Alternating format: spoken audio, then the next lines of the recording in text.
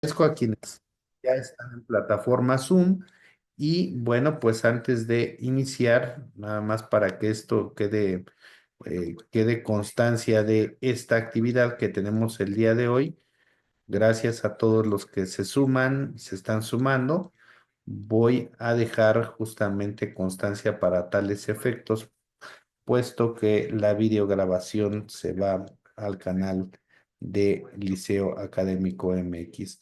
Bueno, pues hoy damos inicio a la masterclass Estructura para el planteamiento de pretensiones ante el juez de control que imparte el juez Gerardo Rodríguez Vega, a quien ya le cedo el uso de la voz. Denme un segundito para poder interactuar con el juez. Es necesario tener encendida la cámara. Él determinará el momento en que tendremos espacio para preguntas y respuestas. Déjenme ver en dónde está el juez, porque ahora no lo veo al juez. Un segundito. Aquí está el juez. Señoría, buenas noches. Pues adelante, lo escuchamos. Buenas noches, muchísimas gracias, maestro. Y muchas gracias a todos los presentes. Gracias por seguir acompañándonos, seguir con nosotros aquí en Liceo Académico y con su servidor. De hecho, hace un momento el maestro Camacho mencionó que es una clase interesante, es poco común. Ciertamente, el tema en particular, tal vez no lo hayan visto antes. La intención, el interés por dar esta clase en particular que es únicamente para ustedes. Es como un reconocimiento a la lealtad. Yo sé que aquí hay más de 20 o 30 eh, eh, postulantes o alumnos o compañeros que vienen desde que se inició el diplomado en lo que es la etapa de investigación inicial aquí en Liceo Académico, lo han seguido completo y en este caso concreto el interés y el reconocimiento que yo les quiero hacer a ustedes por este hecho tiene que ver con lo que nosotros como jueces de control vemos en las audiencias todos los días. En las audiencias, el juez de control no sabe nada. De hecho, el juez de control no debe saber nada. Lo que piense el juez de control de los sujetos procesales, de quienes se encuentran en conflicto, es irrelevante. Lo que sepa el juez de control de los hechos que se van a plantear es irrelevante también. De hecho, les ofrezco un enfoque desde esta postura como juez de control, porque el conocimiento lo tienen y bueno, para entender qué es lo que se ocupa, la información que se requiere por parte de los sujetos procesales cuando están planteando una pretensión en particular, la que sea, pues necesitan el enfoque de quien está de este lado y requiere la información adecuada, requiere que ésta sea completa, requiere que ésta sea legal, requiere que le hagan en general un contexto completo, tanto del hecho del que se trata como de su pretensión. Ahorita vamos a ver qué tipo de pretensiones son. Y como bien lo dijo el maestro Camacho, principalmente nace del hecho de que en la práctica vemos, y no es una crítica negativa, yo soy muy respetuoso del trabajo de todos los sujetos procesales. Para mí, en una audiencia, lo primero que veo y que a mí me gusta considerar es que cada una de las partes técnicas se está ganando el pan. El asesor jurídico, sea público o privado, el defensor, sea público o privado, el agente del Ministerio Público, el juez, todos nos estamos ganando el panel. Y eso merece un respeto en particular de entrada. Pero les digo, como jueces en la práctica diaria, hoy precisamente tuve una audiencia de control de detención, la audiencia combo, porque fue control de la detención, formulación de imputación, solicitud de vinculación a proceso, renunció a los plazos el imputado y se resolvió en esta misma audiencia, se debatió la medida cautelar y el plazo de cierre de investigación complementaria. Entonces, en estas audiencias nos damos cuenta de cuando alguien o alguno de los sujetos procesales nos queda de ver determinada información. ¿Y por qué nos queda de ver? Por lo que les digo, independientemente de que así debe de ser, que el juez no sepa absolutamente nada. En realidad así sucede. En lo personal, yo aquí al jefe de administración y a los jefes de las salas donde he estado les he dicho que cuando se ocupe mi intervención inmediata porque algún juez se entretuvo de más en una audiencia de juicio, porque algún juez tuvo un contratiempo, yo me ofrezco siempre a llevar las audiencias. ¿Y por qué les digo esto? Porque a las 10:15 me dicen, oiga, me ayuda con una audiencia, ¿qué horas es? A las 10, o sea, ya debió haber empezado hace 15 minutos, pero el juez de control se ocupó, se alargó el juicio, están interrogando testigos, etcétera. No sé ni de qué se trata, no sé qué tipo de audiencia es. La carpeta procesal la sube ahí al estrado la o el auxiliar jurídico y a veces pregunto quién pidió la audiencia para saber a quién le voy a dar el uso de la voz, pero no sé si es una suspensión condicional, no sé si es una audiencia inicial, no sé si es una audiencia inicial por segunda ocasión en la que ya solicitaron ser remitidos a los acuerdos reparatorios, a los mecanismos de solución de controversias, absolutamente nada. ¿Y por qué les comento esto? Porque quien vaya a plantear esa pretensión tiene que ofrecer la información correcta, completa, concisa, adecuada. Tal vez estos errores que se presentan, estos detalles, que no son de fondo, son de forma, pero les digo, el reconocimiento hacia ustedes y el agradecimiento porque han estado muchos de ustedes, la mayoría, con nosotros desde que inició este diplomado antes de la etapa intermedia, tiene que ver con que hagan siempre un planteamiento adecuado, un planteamiento correcto, un planteamiento concreto y sobre todo, algo que he mencionado en muchas clases, que no se atengan a formatos. Hoy precisamente tuve ahí, me expusieron el dato de prueba de una necrocirugía que lo hicieron en el formato de la necrocirugía anterior y presentaba un error ahí en cuanto a las circunstancias de tiempo. Entonces, repito, además de las cosas que vemos todos los días que a veces nos quedan a deber, y cualquiera de las partes de los sujetos procesales, Ministerio Público, Asesor Jurídico, Defensor, públicos y privados. Ese es lo que motivó que se generara esta clase gratuita y que sea gratuita. Entonces, vamos a ver el día de hoy cómo se debe plantear adecuadamente cualquier pretensión ante el juez de control y cuáles son los requisitos. Además de los requisitos que están ahí formalmente en el Código Nacional de Procedimientos Penales, yo siempre he dicho que el Código Nacional de Procedimientos Penales es como un recetario, nos dice la figura, nos dice la oportunidad, nos dice cómo se desarrolla, nos dice cómo se materializa cada detalle de cada una de las figuras que están contenidas en esta ley adjetiva. Pero bueno, yo pienso que esa falla, incluso me pasó a mí porque fui agente del Ministerio Público 4 años, fui litigante, estuve de aquel lado y asumimos o presumimos, damos por hecho que el juez de control sabe todo lo que está pasando porque tiene acceso a la carpeta procesal.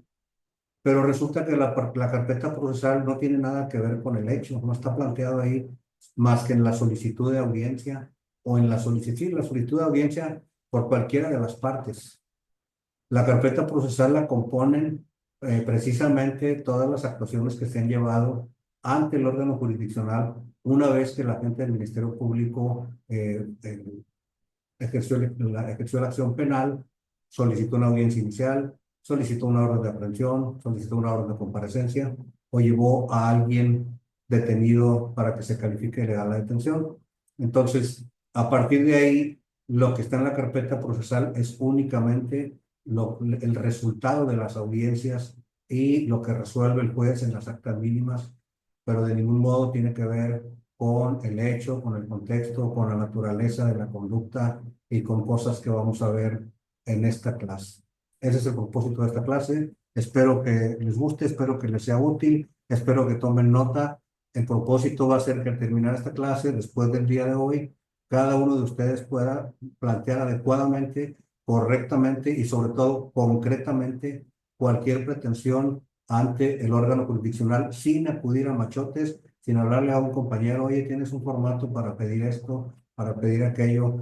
Todas las actuaciones, todas las pretensiones que planteamos ante el juez de control, cualquiera de las partes, ahorita vamos a ver cuáles son los tipos de audiencias que solicitan los demás sujetos procesales y no solamente el agente del Ministerio Público. Lo que vimos en la clase pasada de la etapa, de la fase escrita, de la etapa intermedia, donde se manifiestan las partes, todas las partes por escrito ante el juez de control. Ese también es un planteamiento y requiere de que tengamos el conocimiento para la estructura. Y lo que yo les ofrezco es el enfoque del juez de control que está del otro lado de la barra y que no conoce absolutamente nada, ni de la audiencia ni del hecho, ni debe conocer y no es tampoco por una cuestión de fondo, sino porque en la práctica, en la dinámica de las audiencias, así sucede. En cualquier momento, me dicen a mí, pásele, la audiencia debe haber empezado hace 10 15 minutos, es una audiencia intermedia y adelante. Y ahí yo necesito que cada una de las partes, o el juez de control necesita que cada una de las partes, principalmente quien haya hecho la solicitud de la audiencia, haga un planteamiento completo, conciso, concreto, y que no me quede a deber absolutamente nada. Entonces, de eso se trata la clase de hoy. Voy a compartir pantalla, maestro, si me permite. Ya tienen los permisos, señor. Bien, el tema es la estructura para planteamiento de pretensiones ante el juez de control. ¿Qué es una pretensión? Cuando el agente del Ministerio Público hace la solicitud de audiencia para que se califique de legal la detención de una persona que tiene a su disposición, él pretende que el juez califique de legal la detención, pero precisamente el ejercicio de la contradicción, que es uno de los principios rectores de este sistema, implica que probablemente se califique de ilegal. Si no se actualizan los supuestos del artículo 16 constitucional y si hay un buen trabajo por parte de la defensa, se ofrecen datos de prueba, medios de prueba, la defensa y se califica de ilegal. Entonces, quien solicitó la audiencia pretende que se califique de legal. Quien solicitó la audiencia inicial pretende formular imputación. Tal vez antes de formular imputación requieran o soliciten las partes acudir al Centro de Mecanismos de Solución de Controversias, pues ya no se formuló imputación. Cuando el agente del Ministerio Público solicita la vinculación a proceso, es una pretensión, porque ya cuando se somete a la contradicción, al control horizontal, ese planteamiento, esa pretensión, probablemente no lo consiga. ¿Por qué? Porque la otra opción es la no vinculación a proceso. Entonces, y el defensor que solicita una audiencia para plantear su pretensión de una suspensión condicional, también es una pretensión, una vez que esté sujeto a la contradicción y precisamente del planteamiento adecuado, va a resultar que el juez de control resuelva que sí se actualiza la figura y que sí se lleva a cabo esa suspensión condicional, o si alguno de los requisitos de procedibilidad no se actualiza, pues que no lo autorice el juez de control. Entonces, cada vez que estamos ante el juez de control y que fuimos nosotros, Ministerio Público, Asesor Jurídico, Defensa, quien solicitó la audiencia en particular, se trata de una pretensión. ¿Cuál es el planteamiento? ¿Cómo debe llevarse a cabo este planteamiento? ¿Qué información necesita el juez de control para poder resolver? Primero someter a la contradicción y después resolver ese planteamiento, esa pretensión. Ahora, en ese planteamiento también, y estoy seguro que los que están operando y los que han estado en audiencias sabrán que precisamente de un planteamiento deficiente de la contraparte se pueden generar argumentos y fundamentos para refutar ese planteamiento. Entonces, se requiere que este planteamiento sea adecuado, sea legal, sea conciso, sea concreto y sobre todo que sea completo. Estos son los componentes del planteamiento, de toda la estructura que debe llevar el planteamiento ante un juez de control. En primer lugar, vamos a exponer la materia de lo que pretendemos y vamos a revisar la solicitud de lo que pretendemos. Eh, Cuando nosotros estamos ante el juez de control, vamos a imaginarnos para poder darle un enfoque adecuado a estos componentes.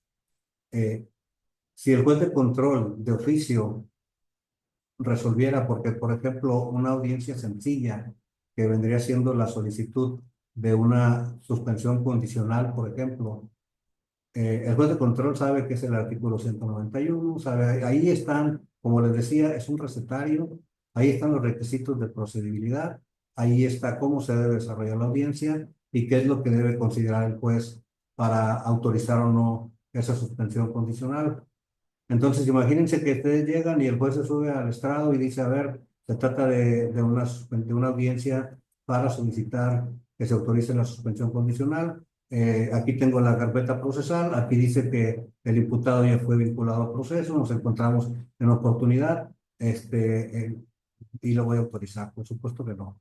Esos requisitos de procedibilidad tienen que ser planteados por quien solicitó la audiencia, por quien pretende que le sea autorizada, cualquiera que sea la naturaleza de la audiencia que está planteando. Entonces, ese primer componente es exponerle al juez de control, se diría solicito y solicité esta audiencia porque voy a plantear mi pretensión de que se lleve a cabo una suspensión condicional del proceso dentro de la carpeta procesal 23 del 2025, que es en la que se está actuando, en la cual se sustancia por el hecho que la ley señala como delito de violencia familiar en contra de mi representado Pedro Pérez Hernández.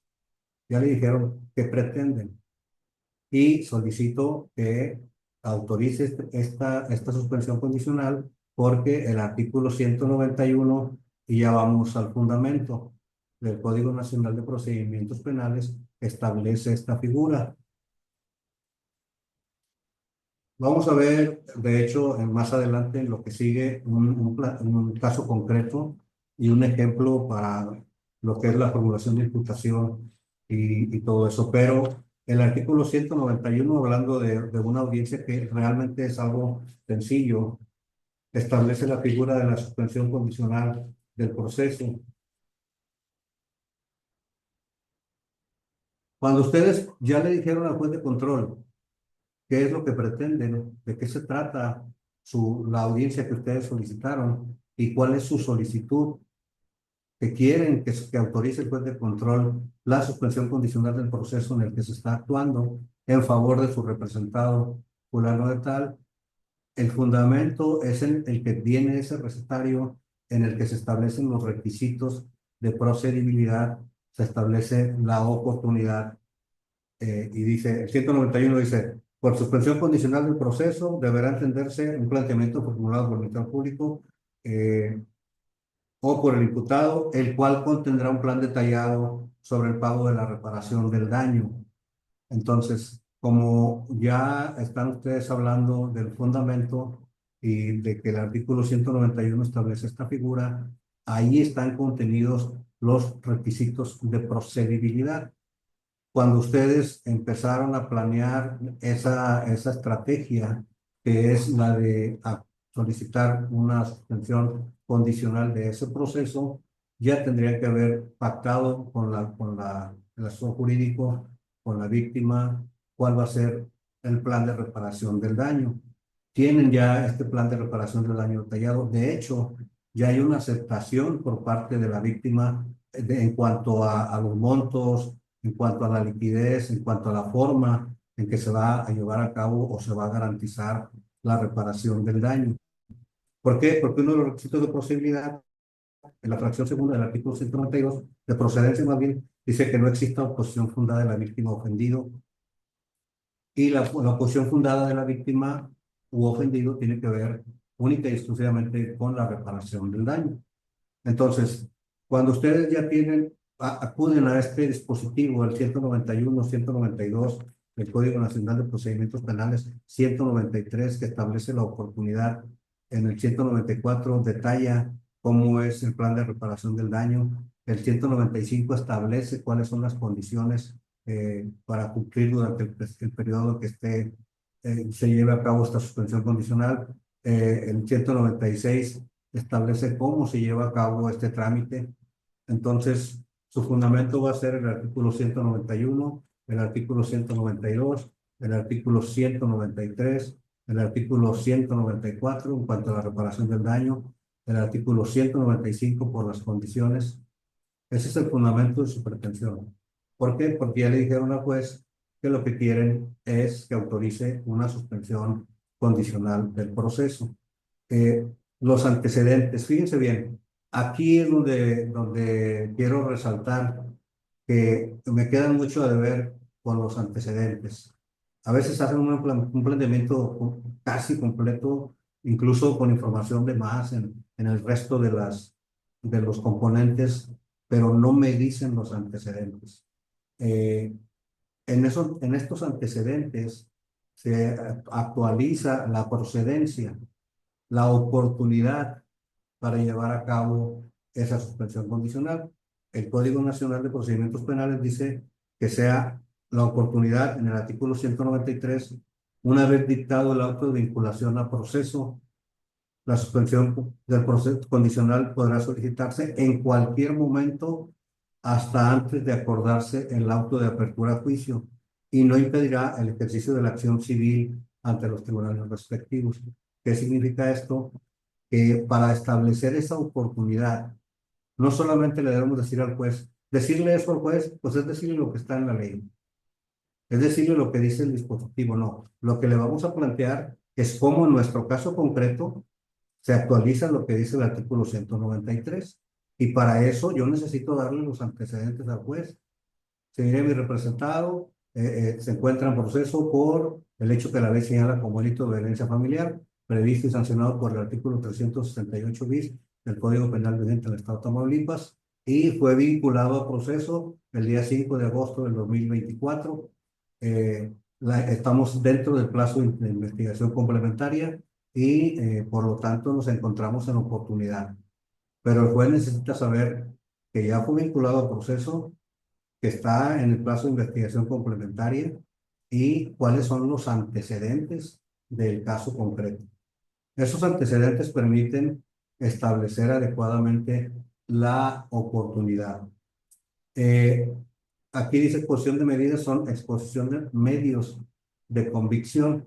En el caso de la suspensión condicional, pues no se trata de eso. ¿Por qué? Porque van a hacer el planteamiento del plan de reparación del daño. Cuando establecen los antecedentes, después de que le dicen al juez de control que su representado fue vinculado al proceso, en qué fecha fue vinculado al proceso, en qué etapa del proceso nos encontramos en esa carpeta en particular, y también le van a hacer ver ahí que, cuáles son cuál es el plan de reparación del daño. ¿Por qué? Porque ya pasaron de esos antecedentes, ya se los expusieron adecuadamente al juez de control y el plan de reparación del daño es el siguiente. Se estableció con la víctima que se le va a hacer un pago de 20,000 pesos por las lesiones que se tuvo que curar. La víctima está de acuerdo, van a ser en una sola exhibición, van a ser en esta misma audiencia, por lo tanto va a quedar en esta misma audiencia garantizado, o de hecho ya cumplido el plan de reparación del daño. O va a ser diferido, se solicita el plazo de suspensión condicional por 6 meses. Más adelante pondré cuáles son las condiciones, y en esos 6 meses, esos 20,000 pesos, se va a dar una cantidad mensual hasta completar esos 20,000 pesos. Están haciendo en esos mismos antecedentes, exponiendo cuál es el plan de reparación del daño. Les digo, aquí no hay medios de convicción que exponer, los hay en otras audiencias que puede solicitar el defensor, el asesor jurídico, independientemente del Ministerio Público. El artículo 195 establece las condiciones a cumplir. Esta defensa considera que con la contenida en la fracción primera, en la fracción segunda, en la fracción cuarta, pero no solamente eso, aquí yo quiero dejar claro algo. A veces repetimos lo que está en el dispositivo, pero eso lo está leyendo el juez de control. No, tenemos que ver, y en la justificación lo vamos a ver ahorita, tenemos que exponerle al juez de control de qué manera en mi caso concreto, con los datos que yo cuento, con la información de mi caso concreto, se justifica estas medidas en particular que voy a pedir.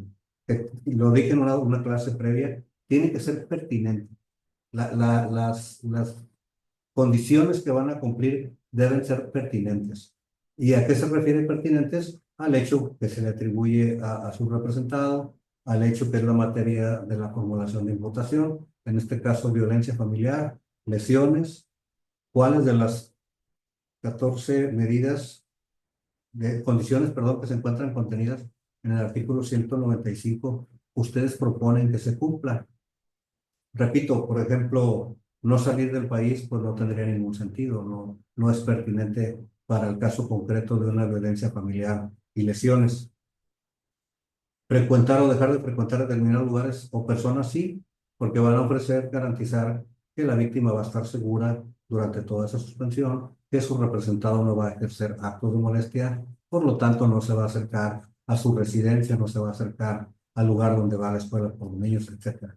Entonces, cuando ustedes hablan de esas condiciones, le van a establecer al juez, no solamente porque están escritas ahí, sino de qué manera en la práctica su caso concreto requiere de esas condiciones. Y lo mismo con la justificación y lo vamos a ver ahorita. En casos concretos, bueno, en un ejemplo que vamos a ver más adelante, habrá que exponer medios de convicción por parte de quien esté haciendo este planteamiento. Y la justificación, fíjense bien, la justificación tiene que ver y es diferente de la motivación. Si yo expuse medios de convicción respecto al asunto en particular que estoy planteando, cómo estos se relacionan con la naturaleza del hecho, que es la materia de este caso en particular, y cómo estos resultan idóneos y cómo estos resultan pertinentes para acreditar o para establecer mi hipótesis o lo que estoy pretendiendo que se me autorice. Esa es la justificación. No solamente el argumento, porque el argumento es la motivación que no necesariamente tiene que ver con qué sustentan ustedes su pretensión. Entonces, esta justificación, y ahorita vamos a ver algunos ejemplos, porque cada planteamiento es distinto. El ejemplo que estoy viendo de la suspensión condicional es una audiencia relativamente sencilla, pero les digo, en general, en muchos casos, me quedan a deber los antecedentes. De todas las pretensiones que tengan, ahorita vamos a ver qué tipo de medidas pueden pedir, la revisión de la medida cautelar, la ampliación del plazo de cierre de investigación, la reapertura de la investigación de acuerdo al 333, etcétera, son una naturaleza distinta y en algunos tendrán que exponer medios de convicción. Bueno, cómo esos medios de convicción son pertinentes y establecen lo que yo estoy pretendiendo, la hipótesis. Y la motivación tiene que ver con, señoría, esta figura de la suspensión condicional establecida en el artículo 191 resulta idónea para que mi representado pueda cumplir con estas condiciones y una vez que se cumplan en el plazo que establezca, el que yo solicito que sea de 6 meses, en las condiciones que ya puse, pues que se pueda tener por extinguida la acción penal. Es la estrategia de esta defensa. Entonces, estos son los componentes, apúntenlos, tómenle foto. Cada caso concreto es diferente y también la naturaleza, tanto de la pretensión que tienen como del caso concreto también es diferente. Sin embargo, si ustedes toman cada uno de estos componentes y hacen un checklist a la hora de que están planteando algo ante el juez de control, lo hacen desde que solicitan la audiencia. De hecho, esa misma solicitud de audiencia requiere de una estructura en particular. Esa estructura también tiene estos componentes. Lo demás es las generalidades de cualquier escrito en Matamoros, Tamaulipas, siendo tal día a tal hora, el de la voz, a quién va dirigido, juez de control de este distrito, el de la voz, el representante o abogado particular de fulano de tal que tiene la calidad de imputado en esta carpeta, solicito audiencia, me pueda fijar fecha para audiencia para plantear mi pretensión de que se autorice una suspensión condicional en el presente proceso. Esto de acuerdo a lo establecido en el artículo 191 y ahí no van a hacer todo lo que se dice en la audiencia, pero esa estructura concreta, eh, más sintetizada, tiene que estar en ese escrito. No pidan otros escritos, no es necesario.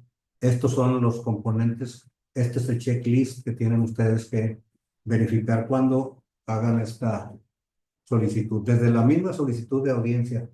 ¿Por qué? Porque el juez de control, cuando está de despacho y recibe un escrito con una solicitud como esta, una promoción, lo primero que tiene que verificar es si es competente o no para poder autorizar o para poder programar una audiencia que están solicitando. ¿Cómo puede saber el juez de control que es competente si no le dicen el hecho, la naturaleza del hecho que se le atribuye a su representado, la figura que están ustedes planteando ante el juez de control y lo que tiene que ver con la temporalidad y el lugar? Con estos componentes en particular. ¿Por qué? Porque ahí es donde sí soy competente, eh, programo esa audiencia, no soy competente, la rechazo, etcétera. Estas son el tipo de audiencias que puede solicitar de imputado o asesor jurídico. El control de garantías.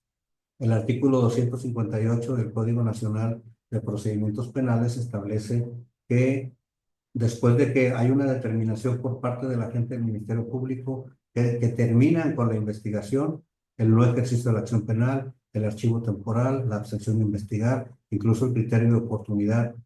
Si ahí la víctima o el ofendido por conducto de su asesor jurídico o por sí, bueno, siempre van a tener un asesor jurídico, va a solicitar al juez de control una audiencia de control de garantías porque lo establece el mismo artículo 258. El juez de control es el que va a verificar si esa no ejercicio de la acción penal, si esa abstención de investigar, si ese archivo temporal tiene la justificación adecuada por parte del agente del Ministerio Público. Bueno, esa audiencia la pide la víctima, la pide el ofendido. También hay un criterio de una tesis aislada que se refiere a que los actos u omisiones del Ministerio Público que afecten a las partes incluye al imputado. Entonces, pero lo establece en esta figura del artículo 258 del Código Nacional de Procedimientos Penales porque es una audiencia nominada, es una audiencia de control judicial, precisamente para verificar que el agente del Ministerio Público esté realizando su trabajo de acuerdo a la debida diligencia y a su función como representante social. Entonces, esta audiencia de control de garantías la van a pedir ustedes, este asesor jurídico público o particular, o defensa, si es un acto de omisión o de acción que vulnere derechos fundamentales de su representado. Entonces, o incluso de partes que no son parte del proceso, así lo dice el criterio. Desde ese planteamiento, la estructura es la que acabamos de ver. La revisión de la medida cautelar. La defensa considera que han variado las condiciones por las que se impuso esa medida cautelar.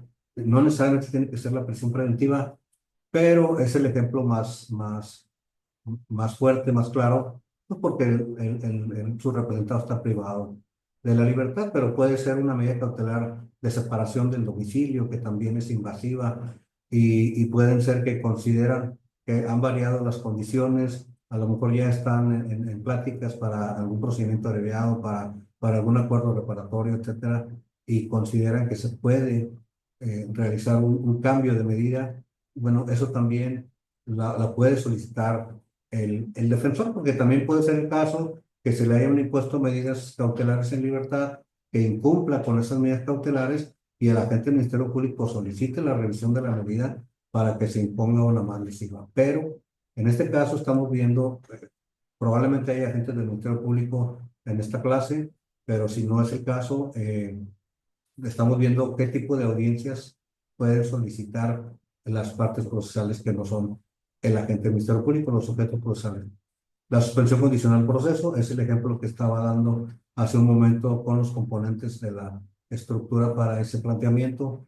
El sobreseimiento Aquí en este caso en particular del sobreseimiento, casi siempre de manera natural va a ser necesario que, o mejor dicho, esa figura va a surgir de actos de investigación realizados por la defensa. Tal vez antes de o hasta ese momento procesal surge un testigo en particular, un testigo que tiene una grabación, que tiene cámaras del hecho, que van a establecer que su representado en realidad no se encontraba ahí, ya fue este, vinculado a proceso, tal vez se encuentre en una medida cautelar de prisión preventiva, pero el defensor al obtener esta información realiza actos de investigación, en particular la entrevista de ese nuevo testigo, la aportación de ese nuevo testigo, a lo mejor de las cámaras de seguridad de su casa, a lo mejor de las cámaras digo, del contenido de su teléfono celular, de publicaciones de Facebook, de mensajes que haya tenido ese testigo con otra persona que es una persona diversa de su representado. Todo eso requiere de un acto de investigación particular de cada uno de los asuntos, en particular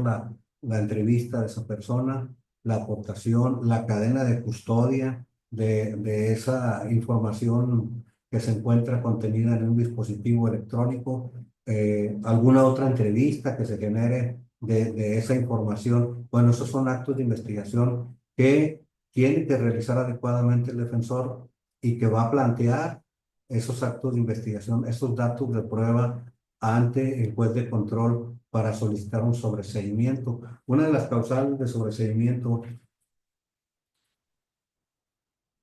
establecidas en el artículo 327 del Código Nacional de Procedimientos Penales es la primera fracción, dice que el hecho no se cometió. Puede surgir también información de que en realidad esa denuncia es falsa. ¿Por qué? Porque ya el defensor pudo tener acceso ya en ese momento procesal a información objetiva que hace ver que esa denuncia se generó porque hay animosidad, porque hay otro tipo de intereses, etcétera. Entonces, esta va a ser su hipótesis.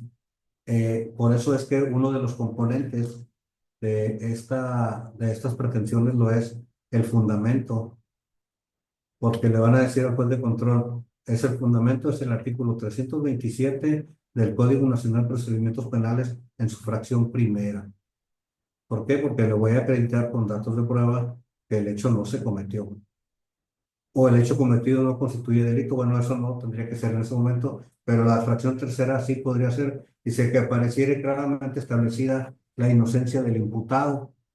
Como les decía, obtuvieron información de una grabación de ese día a la que nadie había tenido acceso, en la que se ve que es otra persona la que realiza el hecho. Como un ejemplo claro, obtienen esos datos de investigación, esos actos de investigación los realizan, obtienen esos datos de prueba, esos medios de convicción y van a solicitar una audiencia. Bueno, esa misma solicitud requiere estos componentes. ¿Por qué? Porque en el fundamento ya le van a decir al juez de control, 327 del Código Nacional, fracción tercera. Aparece claramente establecida la inocencia de mi representado desde la solicitud.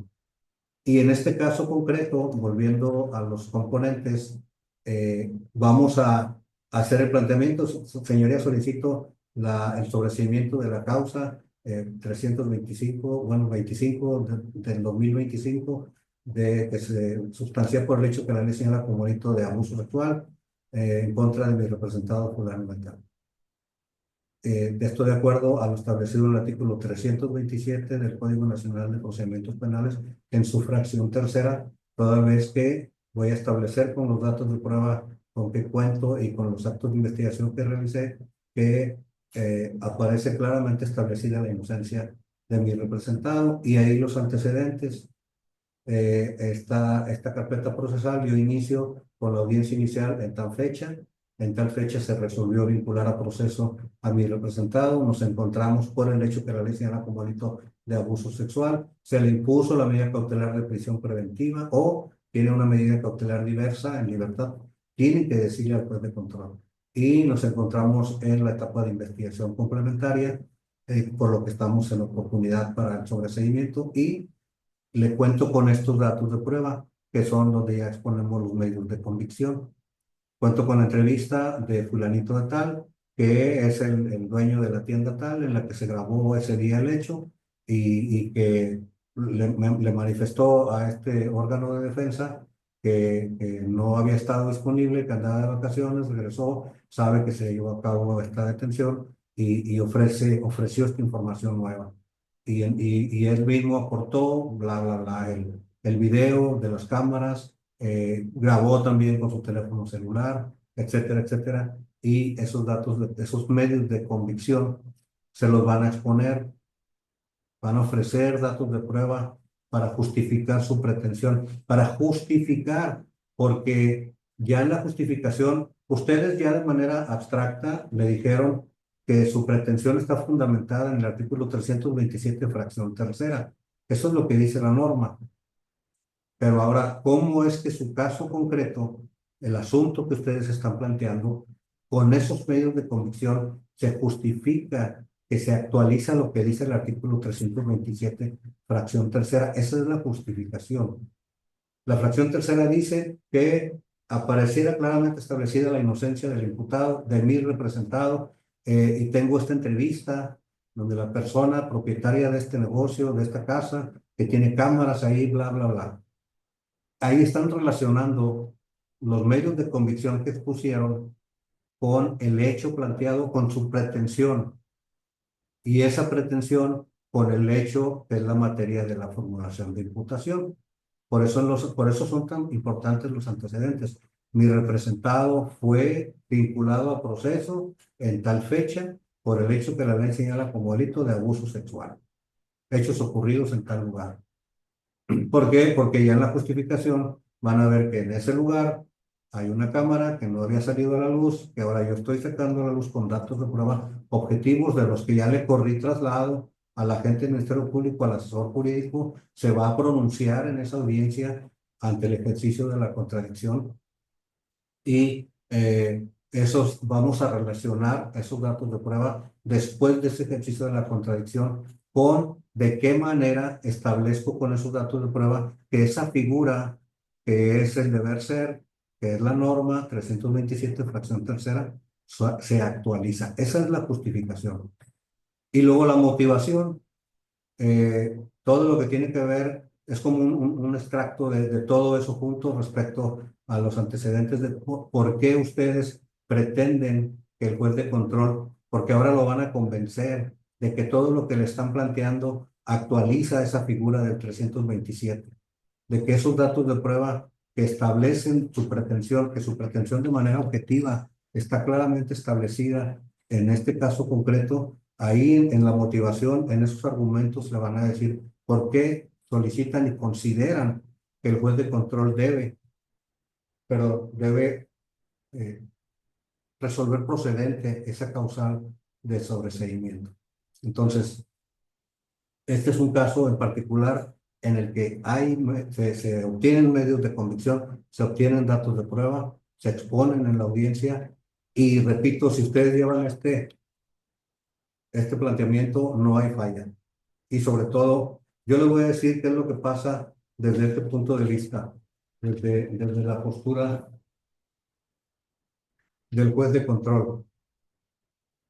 Cuando ustedes hacen una exposición adecuada en orden cronológico, estableciendo primero la solicitud, la materia de la audiencia, la solicitud, el fundamento, los antecedentes, se va abriendo la película aquí a los ojos del juez de control. Recordemos lo que dije en un principio en el sentido de que el juez de control no sabe nada y no debe saber nada.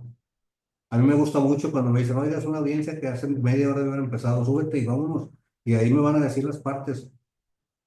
Incluso a veces no alcanzo a preguntar quién la solicitó y le pregunto a las partes, ¿quién solicitó esta audiencia? Ministerio Público, yo, perfecto. Me dijeron que es de suspensión, pero la puede solicitar tanto el Ministerio Público como el defensor. Bueno, adelante, y ya le doy el uso de la voz. Yo no sé absolutamente nada. Me tienen que decir todo y de eso se trata. Otra cosa bien importante, cuando ustedes están haciendo un planteamiento, independientemente, y yo pienso que esto es una circunstancia que provoca esa falla, porque me pasó a mí cuando era agente del Ministerio Público. Pensamos que el juez de control lo sabe ya todo eso y es una cuestión sencilla como la suspensión condicional. Hay muchas audiencias de ese tipo, el juez debe tener experiencia, pero resulta que hay un registro. Ese registro lo establece el mismo Código Nacional de Procedimientos Penales. Todas las audiencias, incluso prevalece lo que se resuelve en audiencia y lo que se plantea en audiencia. Entonces, tiene que quedar en registro por parte de su voz, en su planteamiento, todo lo que ustedes están diciendo. No den por sentado que el juez sabe algo, porque aunque lo sepa, tiene que quedar el registro de su planteamiento. Eso es algo bien importante.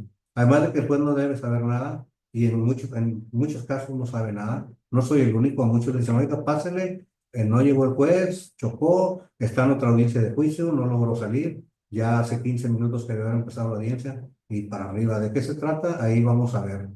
Pero al margen de eso, de que el juez no debe saber nada ni sabe nada, hay un registro que establece el artículo 217 del Código Nacional de Procedimientos Penales que la naturaleza, la forma en que se opera el sistema penal acusatorio tiene que ver con el registro íntegro de la audiencia. Entonces, no se imaginen que el juez sabe, no importa si el juez sepa, tiene que quedar en el registro lo que ustedes están planteando. Aparte de que el juez en realidad no sabe nada del hecho. Bien, otra de las audiencias que pueden solicitar Ministerio Público, digo, perdón, la defensa o también el asesor jurídico es la prórroga de plazo de investigación complementaria. En esta audiencia en particular yo no soy muy exigente porque considero, de hecho, el plazo de investigación complementaria es útil a todas las partes. Es exactamente igual de útil al Ministerio Público que a la defensa y que al asesor jurídico para ir perfeccionando precisamente su investigación, ya la investigación complementaria. Entonces yo en la audiencia, cuando apenas está planteando la investigación, el plazo, me dice el Ministerio Público, oye, el plazo, ¿cuántos meses propone? ¿3, 4? Antes de que me traten de justificar, a ver, asesor jurídico, ¿tiene otro plazo diverso? No. Defensa no hay oposición, son 4 meses. ¿Por qué? Porque es útil a todas las partes.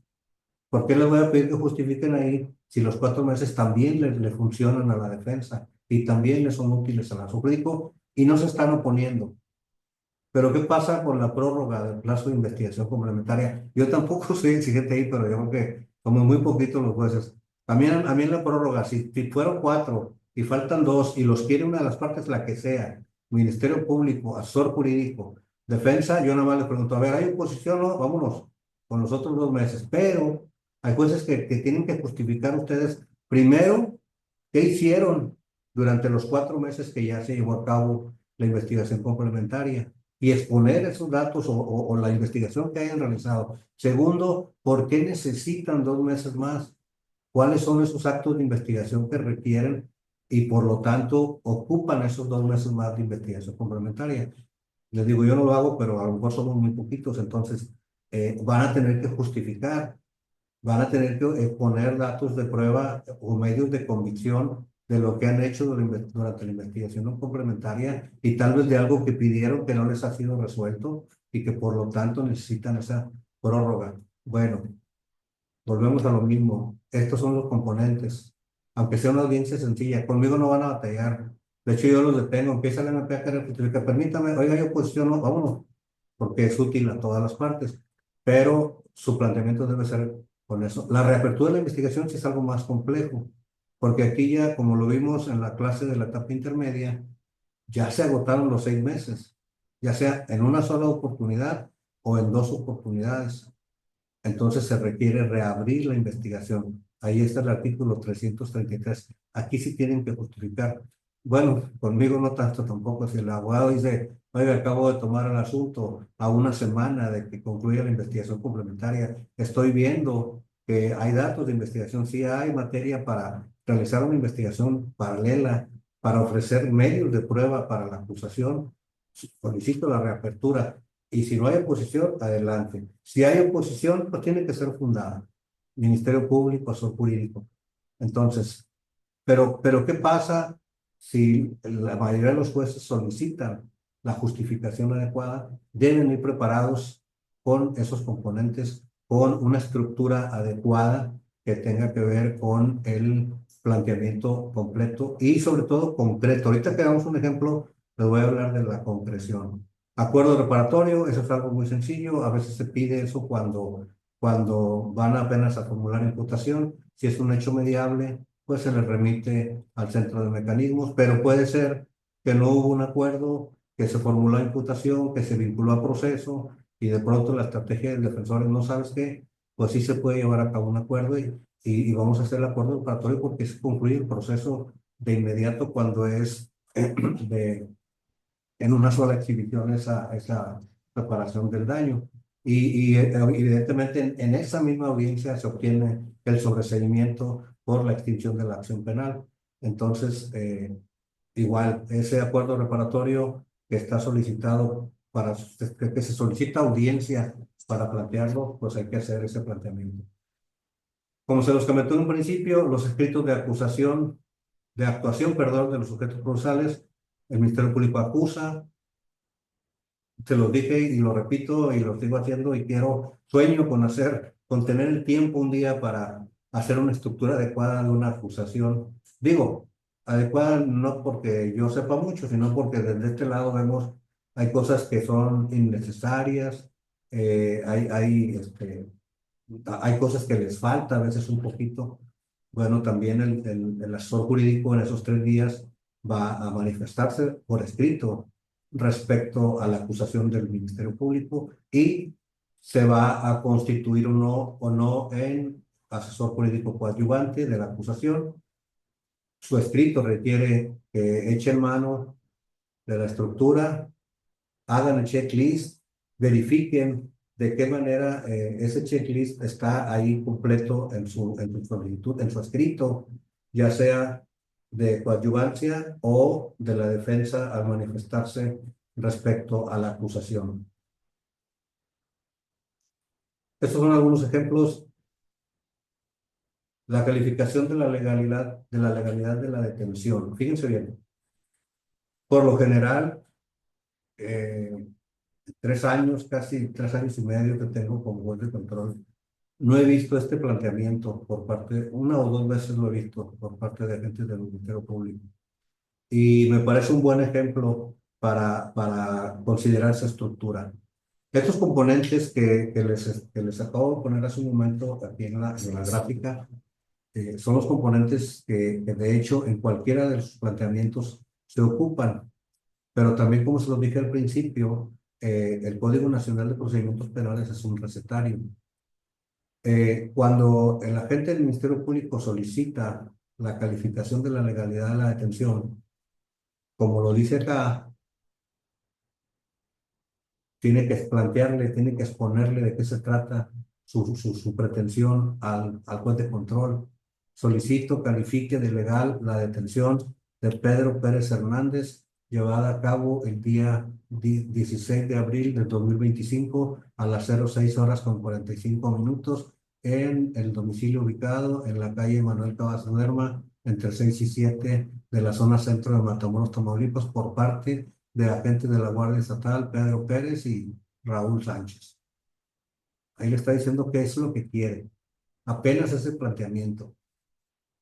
La causa generadora de la atención, fíjense bien, una cosa es el IPH y de ahí surge como una narrativa concreta, sintetizada de cómo se generó la detención. Les voy a poner un caso concreto. Esto sí sucedió el 17 de abril de 2025. Pedro Pérez ingresó a una tienda denominada Oxxo, aquí en Matamoros, Tamaulipas, ubicada en Manuel Cavazos Lerma, entre 6 y 7 de la zona centro de Matamoros, Tamaulipas. Llevaba una navaja, amagó a las cajeras, les dijo que se quitaran de ahí, se metió él atrás del mostrador, él mismo abrió la caja registradora y se apoderó de 1,210 pesos. Cuando él está haciendo esto ya con el dinero en la mano, pasa una patrulla frente al Oxxo. Entonces este hombre pone el dinero ahí en el lugar y hace como que la Virgen le habla y empieza a salir. Y los policías están viendo una conducta inusual, porque atrás del mostrador están los dependientes de la tienda Oxxo, los empleados, o el cajero o la cajera. Y bueno, le ponen atención, empiezan a seguirlo, empieza a correr, los empleados del Oxxo lo señalan y los agentes de la policía estatal lo detienen y lo traen otra vez acá y hacen el señalamiento como quien los acaba de robar. De hecho, casi se percataron del hecho en sí los agentes de la policía estatal y realizan la detención. Entonces, la causa generadora de la detención, ¿cuál es? La causa generadora de la detención es que los agentes de la policía, al encontrarse durante su servicio, el desempeño de su servicio por la zona centro de Matamoros, al pasar por la tienda denominada Oxxo, ubicada en la Manuel Cavazos Lerma entre 6 y 7 de la zona centro de Matamoros, se percatan que una persona ajena al Oxxo, porque no traía uniforme, se encuentra atrás del mostrador y les pareció inusual. Y luego se percatan que al salir empieza a correr y los empleados lo señalan como alguien que los había robado, por lo que proceden a detenerlo. ¿Qué generó la detención? Que iban pasando y vieron eso. Es algo concreto. Entonces, el MP le tiene que decir al juez que la causa general de la detención lo es que ese día, 17 de abril de 2025, a las 6 horas con 45 minutos, al ir pasando los agentes de la policía por ahí, se percatan de que esta persona se encontraba atrás del mostrador donde deberían estar los cajeros y las cajeras se encontraban alejadas de ahí. Y cuando sale, trata de correr, lo señalan y lo detienen. Es algo concreto. ¿Cuál es el supuesto normativo? El supuesto normativo se refiere al supuesto de flagrancia, no del hecho. Porque hemos visto en esta clase, de hecho lo vimos en la clase gratuita del lunes pasado, el hecho con apariencia de delito. Los policías, ahí desde donde están, desde su óptica, pues parece que pudiera estar cometiendo un delito porque está atrás del mostrador también una conducta inusual. Y pudiera tratarse de robo a un comercio. Es hecho con apariencia de delito. Entonces, el supuesto normativo es cuál es la hipótesis de flagrancia que se actualiza en este caso concreto. Y le tienen que decir al juez, esto me lo quedan de ver muy seguido. ¿Por qué? Porque el artículo 16 constitucional, en su párrafo quinto, establece de manera genérica, general, que puede ser detenido en el momento de estar cometiendo el delito o inmediatamente después. Y ya no puntualiza qué es inmediatamente después. El artículo 146 del Código Nacional establece las hipótesis de flagrancia, la flagrancia pura, que sí está ahí en el artículo 16, y dice y precisa, puntualiza qué es inmediatamente después, pero establece varias hipótesis en el inmediatamente después y tienen que decirle al juez cuál de esas hipótesis y por qué consideran, aquí hay una justificación, que ese dato de prueba que están exponiendo acredita que se actualiza esa hipótesis en particular. El artículo 146 dice, fracción segunda, inmediatamente después de cometerlo es detenida en virtud de que A, es sorprendida cometiendo el delito y es perseguida material e ininterrumpidamente.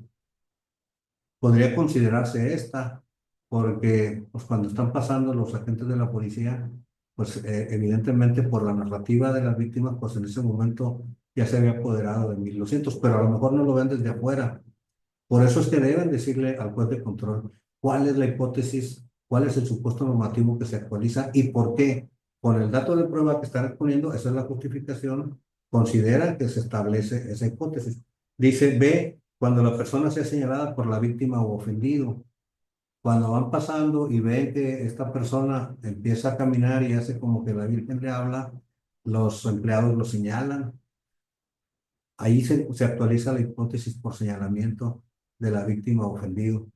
Entonces, supuesto normativo es el artículo 146, fracción segunda, inciso B, porque, y aquí tienen que hacer una motivación, aquí va el argumento. ¿Por qué consideran? Primero el dato de prueba lo dice, porque narra en qué momento pasaron los agentes y en qué momento empezaron a seguirlo porque los empleados ya les gritaron, además de la conducta que ellos habían visto.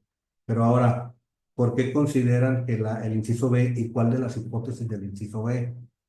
Ah, dice, cuando la persona sea señalada por la víctima o ofendido, toda vez que en el dato de prueba que voy a exponer a continuación está establecido que los empleados, las cajeras del Oxxo, que habían resentido este hecho, señalaron a quien acababa de salir como alguien que les había desapoderado el dinero. Entonces, ese es el supuesto normativo, la hipótesis de flagrancia que se actualiza porque estamos viendo la calificación de la legalidad de la detención. El dato de prueba, ¿cuál es el dato de prueba? El único dato de prueba que se ocupa para verificar si es constitucional o no una detención es el IPH. En la audiencia, en la clase previa, en la audiencia, en la clase previa, también les hice saber que en el caso de que esa llamada a C4 pueda ser refutada, debatida por la defensa, para poder establecer que sí se llevó a cabo esa llamada, pues hay que pedir el registro de la llamada y hay que anexarlo al IPH. Pero el único dato de prueba que se ocupa es el IPH. Ese anexo, porque tiene muchos anexos. Si hay asegurados vehículos, anexo del inventario, anexo de ese dato en particular del aseguramiento. Si hay aseguradas armas, el anexo de esas armas, las características, la descripción, etcétera. Bueno, si se ocupó o hay alguna duda o hay alguna inverosimilitud en la información y se ocupa de establecer objetivamente que se llevó a cabo esa llamada porque el acto de molestia se generó en virtud de que había información de delitos previamente denunciados. Bueno, el Ministerio Público tiene que solicitar ese registro de la llamada C4 y anexarlo. Pero el dato de prueba es el IPH. Y ahí se expone un poquito más completo el IPH. Ahí ya el dato de prueba con que cuenta esta representación social es el informe parcial homologado de fecha 17 de abril de 2025, remitido a esta representación social por parte de los agentes apresores Pedro, Pablo, Melchor, Gaspar y Baltasar, quienes manifiestan que el día 17 de abril, de ese mismo día del 2025, a las 6 horas con 45 minutos, se encontraron sin bla, bla, bla. ¿Qué es lo que establece el dato de prueba? ¿Por qué? Porque esa es la justificación, ese es el sustento de su pretensión, ese es el dato objetivo con el que ustedes van a argumentarle y van a solicitarle al juez de control que sí califique de ilegal esa detención. La justificación de los tiempos, como el texto constitucional habla de que del artículo 16 constitucional dice que cualquier persona puede detener a otra en el momento de estar cometiendo el delito o inmediatamente después, poniéndolo a disposición de la autoridad civil más cercana inmediatamente y este a su vez con la misma prontitud del Ministerio Público. Habla de la inmediatez con que debe ser puesto a disposición la persona detenida. Entonces, aquí la justificación de los tiempos es muy importante. ¿A qué horas fue el llamado? En este caso no hubo llamado, los policías iban pasando a las 6 horas con 45 minutos. En ese momento mismo se dan cuenta que la persona sale con una actitud evasiva, empieza a correr, lo señalan los empleados que los acababan de robar y entonces en virtud de ese señalamiento lo detienen a las 6 horas con 48 minutos. Le hacen la lectura de sus derechos, lo trasladan a las oficinas de la fiscalía y arriban ahí a las 7 horas con 15 minutos. Inician todos los trámites de la puesta a disposición y concluyen el dictamen médico de integridad, el informe, la elaboración del IPH, el Registro Nacional de la Detención y lo concluyen a las 10 horas con 20 minutos.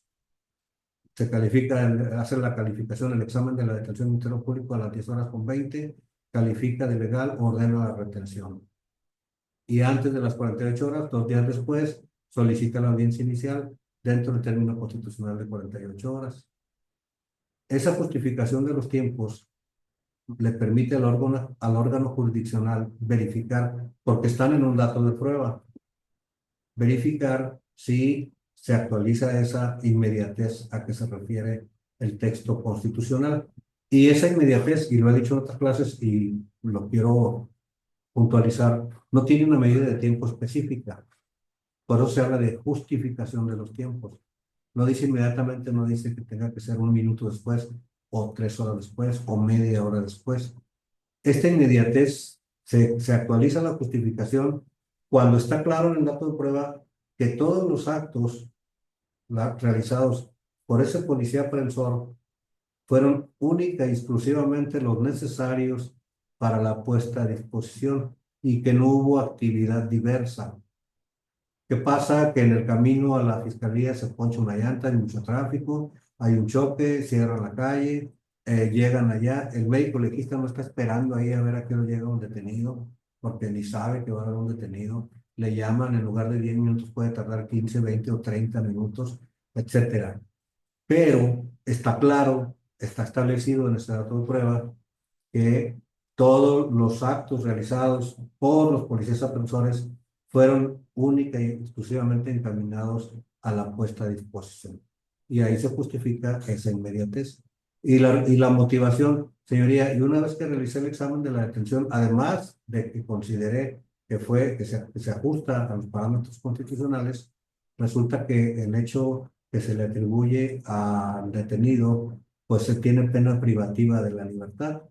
Y además, también, de acuerdo a los datos de prueba que yo pude obtener, resulta que hay riesgos procesales altos, por eso solicité esta audiencia inicial.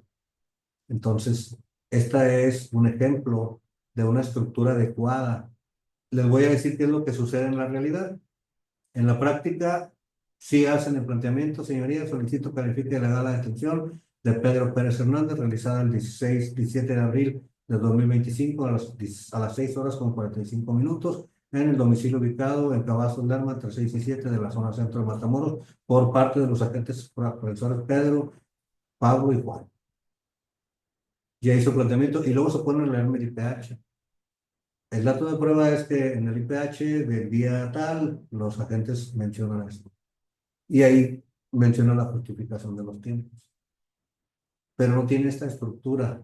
Y les voy a decir la diferencia. Al último, en la mayoría de los casos, el juez de control tiene que extraer esa información que es la que se ocupa de algo que está revuelto ahí en el planteamiento.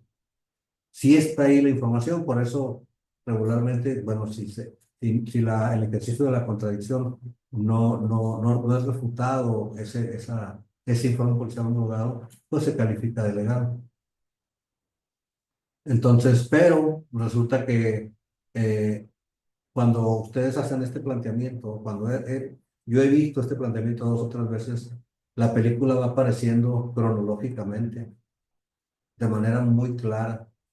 No solamente resulta más fácil y más objetivo calificar o no de legal la detención, también la contradicción sufre ahí un fenómeno que es positivo para todas las partes, porque también ahí el defensor, la contraparte, tiene materia o no para hacer su argumento, para precisamente el ejercicio de la contradicción.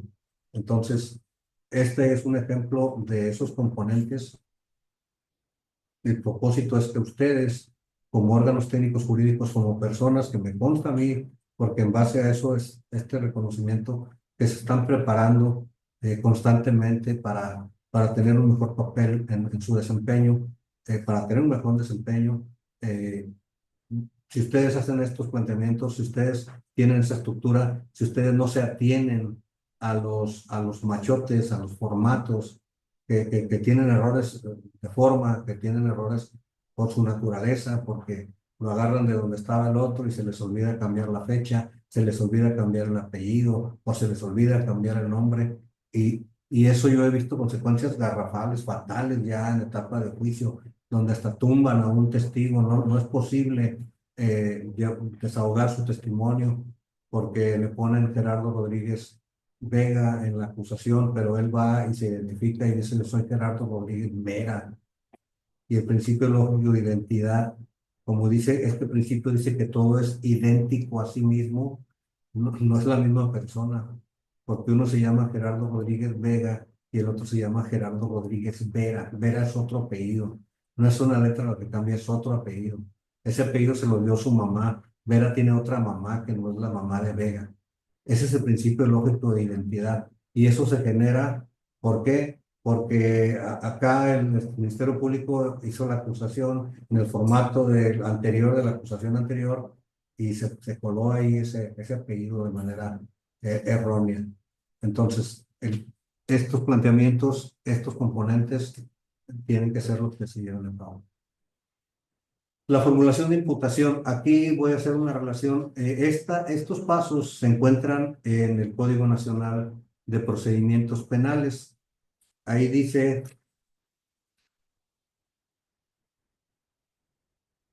les digo que es un recetario 311 del Código Nacional, procedimiento para formular la imputación. Así dice el dispositivo. Dice una vez que el imputado esté presente en la audiencia inicial por haberse ordenado su comparecencia, bla, bla, bla. Dice, le dará la palabra al Ministerio Público, al agente del Ministerio Público, al juez de control, para que éste ponga al imputado, uno, el hecho que se le atribuye. Así dice el artículo 311. Dos, la calificación jurídica preliminar. Ese es el segundo componente de acuerdo al artículo 311. Tres, la fecha, lugar y modo de su comisión. Cuatro, la clasificación jurídica, no, perdón, la forma de intervención que haya tenido en el mismo. Cinco, aquí habla solamente del nombre de su acusador. Yo le puse ahí la naturaleza de la conducta porque sí es muy relevante que se le diga al imputado si su actuación es de naturaleza dolosa o culposa. Pero fíjense, esta estructura que están viendo aquí en la, en la pantalla es la misma que tiene el Código Nacional de Procedimientos Penales. El hecho que se le atribuye, la calificación jurídica preliminar, la fecha, lugar y modo de su comisión, la forma de intervención, la naturaleza de la conducta, si es dolosa o culposa, y el nombre de su acusador. Ahí está en el código, ahí está el recetario. Ahora, cómo se actualiza esto al momento que se extrae esta formulación de imputación? Aquí no solamente el informe policial homologado, y quiero que pongan atención a esto. En el caso concreto que estoy poniendo de ejemplo, el policía en el informe policial homologado ve las cosas a partir de que advierten la presencia de esta persona atrás del mostrador. No están viendo desde su lugar que se apoderó de dinero, no lo saben ellos todavía. Y no lo pueden poner en el IPH porque no lo están viendo. No son hechos propios. Eso lo está haciendo, lo están viendo las víctimas directas. Las víctimas directas vieron la hora en que entró. Las víctimas directas vieron la ropa que traía. Las víctimas directas vieron que traía un cuchillo. Las víctimas directas fueron amagadas con ese cuchillo. Los policías a lo mejor desde donde empezaron ni siquiera vieron el cuchillo. Entonces, la formulación de imputación se construye con todos los datos de prueba que se han obtenido en esas 48 horas. No solamente con el IPH o no solamente con la denuncia cuando no hay un IPH, sino con todos los datos de prueba. Y ahorita vamos a ver por qué y vamos a ver el ejemplo concreto. Este es los componentes que establece el artículo 311. Yo le incluí la naturaleza de la conducta, considero relevante y muy importante, pues que sí le digan al imputado, oiga, usted hizo esto de manera dolosa o este daño de propiedad, pues es culposo, es un accidente, ¿no? Entonces, poniendo un ejemplo del caso concreto que estamos tratando, y aquí también quiero que ustedes como órganos técnicos jurídicos sean muy concretos y muy técnicos.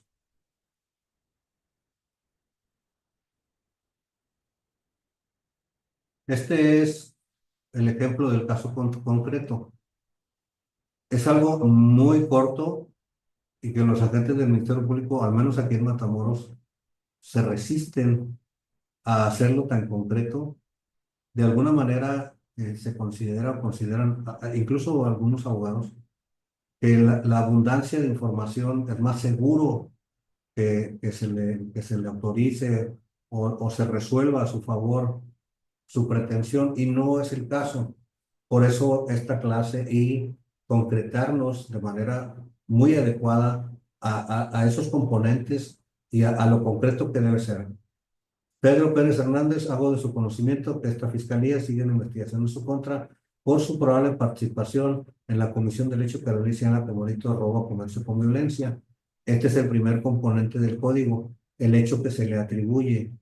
Por eso lo hice con esta relación de lo que está en el texto, que se está planteando como formulación de imputación, y el componente que es el que debe llevar de acuerdo al Código Nacional de Procedimientos Penales. Aquí ya se puso el primer componente, por su probable participación en la comisión del hecho que la ley señala como delito de robo a comercio con violencia. Este es el hecho que se le atribuye. El segundo componente es la calificación jurídica preliminar. Le digo, como delito de robo con violencia previsto por el artículo 399 y sancionado por el numeral 402 fracción primera en relación con el 405 y 407 fracción vigésima del Código Penal vigente en el Estado de Tamaulipas. Ahí está el segundo componente.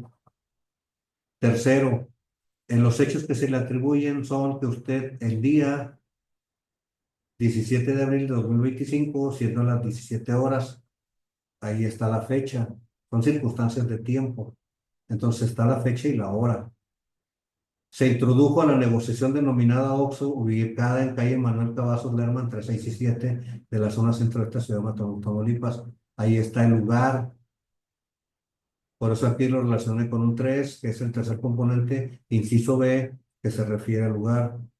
Y con una navaja en mano amagó a las dos cajeras y usted se ubicó detrás del mostrador para apoderarse de la cantidad de 1,200 pesos producto de la venta del día. Ahí está el modo. Se acabó. Hasta ahí es la formulación de imputación. Y ahorita vamos a ver cómo en este modo y las circunstancias de tiempo, modo y lugar están contenidas toda la clasificación jurídica. El artículo 399, el artículo 402 fracción primera, el artículo 405 y el artículo 407 fracción vigésima. En esta información muy concreta, fíjense bien, ahora la repito sin hacer la relación. Pedro Pérez, hago de su conocimiento que esta fiscalía sigue una investigación en su contra por su probable participación en la comisión del hecho que la ley señala como delito de robo a comercio con violencia, previsto por el artículo 399 y sancionado por el numeral 402 fracción primera en relación con el 405 y 407 fracción vigésima del Código Penal vigente en el Estado de Tamaulipas. Los hechos que se le atribuyen son que usted el día 17 de abril de 2025, siendo las 06 horas con 40 minutos, aproximadamente se introdujo a la negociación denominada OXXO, ubicada en calle Manuel Cavazos Lerma, entre 6 y 7 de la zona centro de Matamoros, Tamaulipas, y con una navaja o con navaja en mano, amagó a las dos cajeras, las amenazó y se ubicó detrás del mostrador para apoderarse de la cantidad de 1,200 pesos y tienen que decirle producto de la venta del día, y ahorita les voy a decir por qué.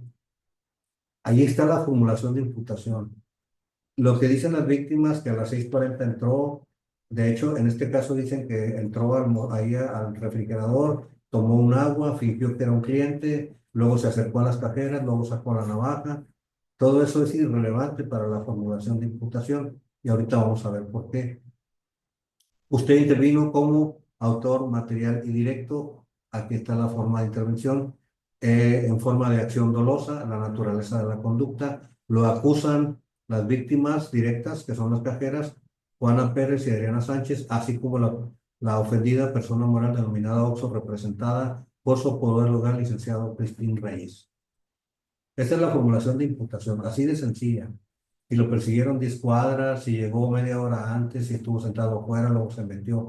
¿Cuál es el hecho? ¿Cuál es la conducta típica que encuadra en ese hecho que se le está atribuyendo? Fíjense bien. Ahorita vamos a ver cómo en esa narrativa tan concreta se encuentra toda la clasificación jurídica.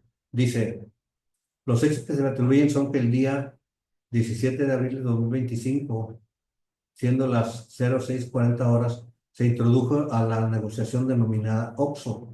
Esto lo dice el artículo 407, fracción vigésima del Código Penal vigente en el Estado de Tamaulipas, cuando el robo se realiza en una negociación o en un comercio. Con esa narrativa ya están estableciendo el artículo 407, fracción vigésima. Dice, ubicada en calle Manuel Cavazos Lerma, entre 3 y 7 de la zona centro de esta ciudad de Matamoros, y con una navaja en la mano amagó las dos cajeras. El artículo 405 del Código Penal vigente establece la circunstancia calificativa agravante de ventaja.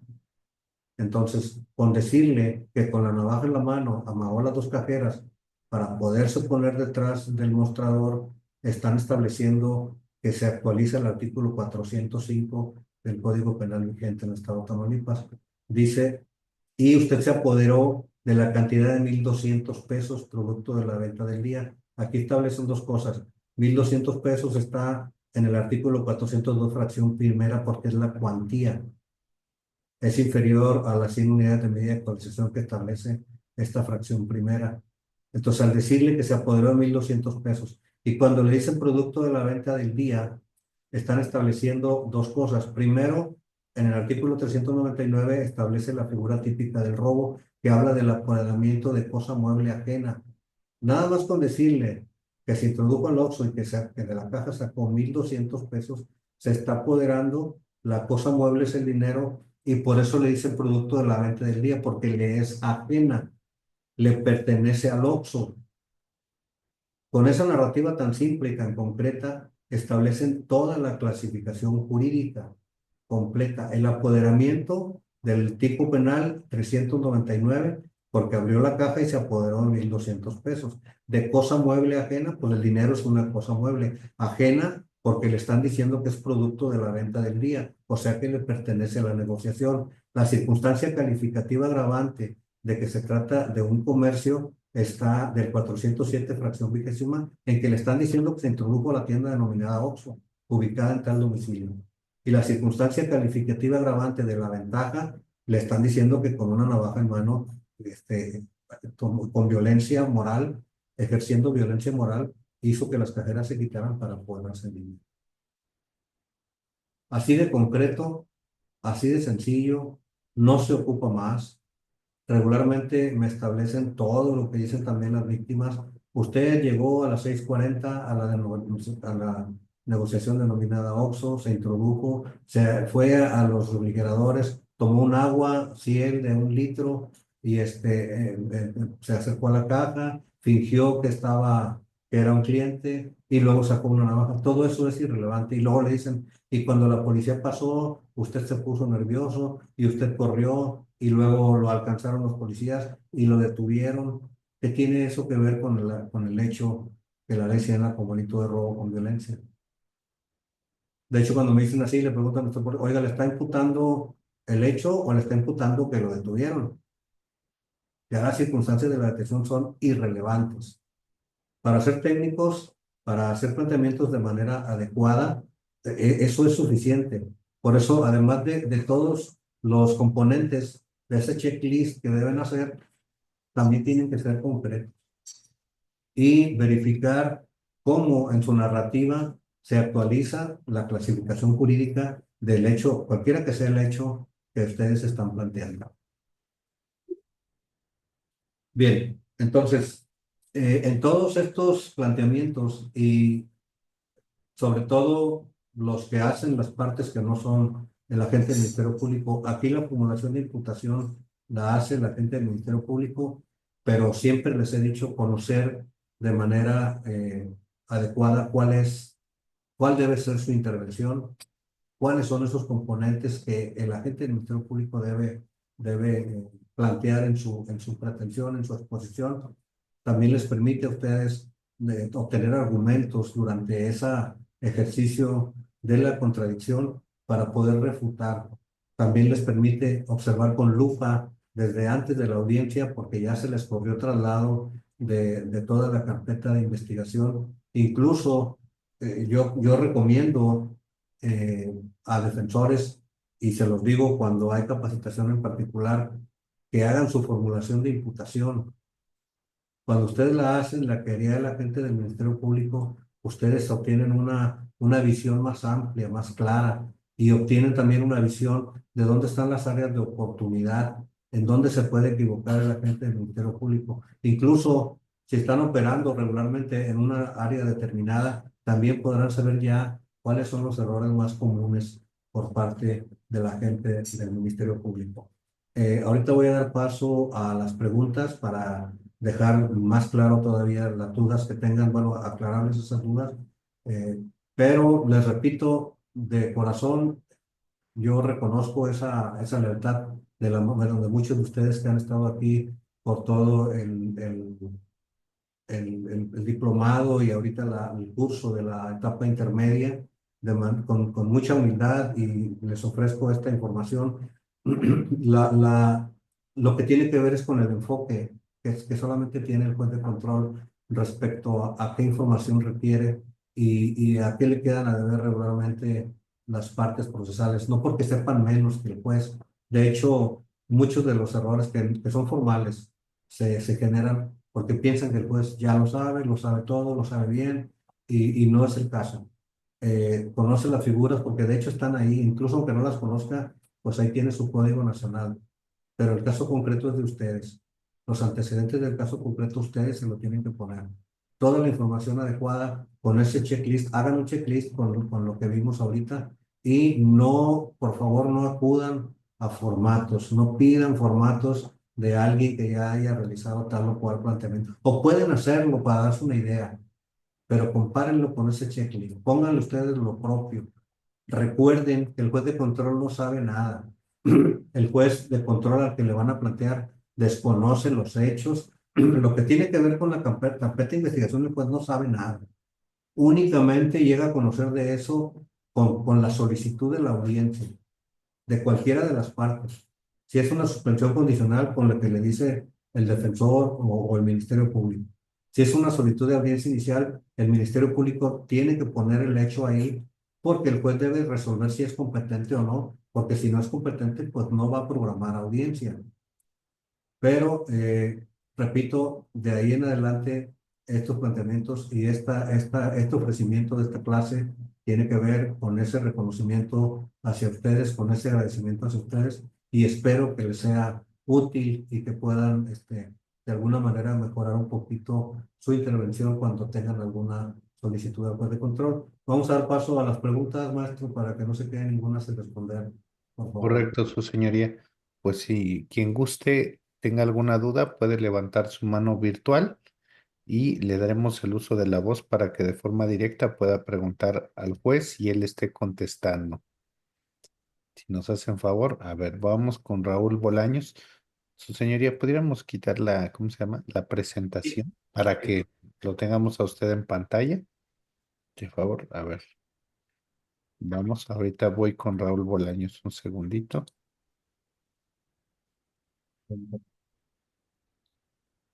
Sí, abogado Raúl Bolaños. ¿Nos acompañas desde dónde? Desde En la Veracruz. zona centro del estado de Veracruz, doctor, maestro, Te escuchamos. Adelante, mi Macho, estimado Raúl. señor juez, la verdad un gusto y sobre todo la generosidad que tiene para dispersar conocimiento. Oiga, algo muy especial que me pasa a mí de manera recurrente es en cuanto al 258, tiene una palabra ahí, vaya que yo la tomo como algo medular, determinaciones. Y al hablar de esa palabra determinaciones, cuando usted algunas veces acude al juez de control, obviamente tomando parte de lo que nos da ahora, de las estructuras para comparecer ante él, el Ministerio Público por lograr siempre sale con la tangente. No es determinado. Y tiene razón. Uno dice, oye, pero es que yo sí requiero, su señoría, sí, un apoyo, en este caso, una tutela de derechos humanos, porque el hombre en este caso se sale por la tangente y dice, bueno, es que no he determinado. Sí, pero ya llevas un año y medio sin determinar. Y yo ya agoté en este caso lo que yo consideré diligencias de investigación, sugerencias, y te arrimé tanto material, pero ni me determinas un ejercicio, ni me determinas archivo, no me determinas nada. Entonces, en este caso, salgo bateado porque no hay determinación. Me voy al amparo indirecto, porque ve que no hay en este caso recurso contra los 58. Y el juez de distrito me batea y me dice, no, espérame, vete al 258, señor, vengo del 258. Y allá malinterpretan, no malinterpretan, lo interpretan de manera tajante, determinaciones, ¿no? Ya ve lo que dice, ¿no? Las determinaciones del Ministerio Público, y ahí es donde queda ese nudo gordiano. ¿Qué sugiere usted ahí, su señoría, si es que puede decir? O si no, pues volver. Vaya, hay algunos jueces que distrito que inmediatamente dicen, no, espérame, eso debe ser proacción, o sea, tú te lo están pidiendo y actúa juez de control y punto, sírvele, ¿no? Pero ahí sí no sé cuál es el criterio de usted. Gracias, su señoría. Sí, yo expuse un criterio donde se refiere no solamente a las determinaciones. Se utiliza esa figura del 258 porque es un dispositivo que lleva precisamente al Ministerio Público ante el juez de control para hacer un control judicial. Eh, por eso les hablo de los antecedentes y de la motivación. Así como los puso ahorita, por supuesto que le voy a pedir, yo en lo personal le voy a pedir una explicación al Ministerio Público. La facultad de investigación es exclusiva de la gente del Ministerio Público. Sin embargo, tener una carpeta ahí y efectuar actos de molestia por medio de esa carpeta que está contenido en ese criterio, por supuesto que es lesivo para la persona que está solicitando este control. Entonces, yo sí le voy a pedir una aclaración de, oye, pero me lo tienen que decir. Por eso les digo de los antecedentes. A mí, ya cuando me estás diciendo que tiene un año y medio, oye, el Ministerio Público hay un deber de lealtad, hay un deber de debida diligencia. Explícame por qué no has determinado. Justifica por qué no has determinado. No le puedo ordenar que determine, pero sí le puedo ordenar que justifique adecuadamente. Pero vaya, y qué bueno que lo planteo así, porque ahí están los antecedentes. Ahí le van a dar ustedes luz al juez de control respecto a por qué consideran que se requiere que sean atendidos en esa pretensión. Y al juez de control no le cuesta nada ver visto público, es mucho tiempo, año y medio. Dígame, justifíqueme adecuadamente por qué no lo ha hecho. Y al menos, si bien es cierto, tal vez no le pueda yo ordenar que determine en ese momento, pero por supuesto que va a activar esa debida diligencia. Entonces, para mí en lo personal, sí hay jueces que son tajantes, pero sí sería muy útil que con esos componentes ustedes, en esos antecedentes, puedan darle más luz y más información y sobre todo el sentir y la necesidad de que se resuelva esa carpeta. Correcto, muchas gracias, señoría. Espero que tu duda, ¿tú, Jesús, quieres preguntar algo? ¿Sí? A ver, voy con Jesús Ruiz Mijangos, quien también nos ha acompañado y ahorita regreso con los demás compañeros. Adelante, Jesús. ¿Qué tal, señor juez? Buenas noches, gusto verle. Noches. Pues nada más felicitarle y ratificarme que lo que usted plantea, prácticamente yo tengo un checklist, efectivamente casi coincide con el de usted. Y me ha servido, fíjese que me ha servido mucho en acción penal por particular, porque asumimos el rol de Ministerio Público, que no es fácil asumir un rol de Ministerio Público, ¿sí? Ah, Entonces, cuando se va con este componente que usted plantea, me parece muy acertado, ¿eh? La verdad le felicito. No nos perdemos, coincidimos y ante todo lo que dice el 311, que más que nada es una comunicación que se le comunica al imputado. Sí, es muy clarito, nomás que ahí reafirma el modelo cronológico que usted maneja y le reitero, muy acertado. Y como dice usted acertadamente, y estaré de acuerdo con mi colega, el doctor Camacho, que nosotros que hemos estado, para ser exactos, desde el mes de noviembre con usted, ¿verdad? No nos perdemos pauta y eso nos ha ayudado mucho a afinar algunas dudas, aunque tenemos años en este sistema, que en el caso mío, que yo nada más me dedico al sistema penal acusatorio, pues va uno calibrando algunos detalles y ojalá que sigamos y al mismo tiempo estaría muy bueno, desde luego con este checklist, ver la participación aquí prácticamente nos enfocamos a la participación del Ministerio Público, pero me queda muy claro que también puede ser la participación o la contradicción por parte de la defensa. Yo creo que no se pierde mucho. No se pierde mucho porque como yo creo que no sé si a usted le pregunté o a otro juez, no recuerdo.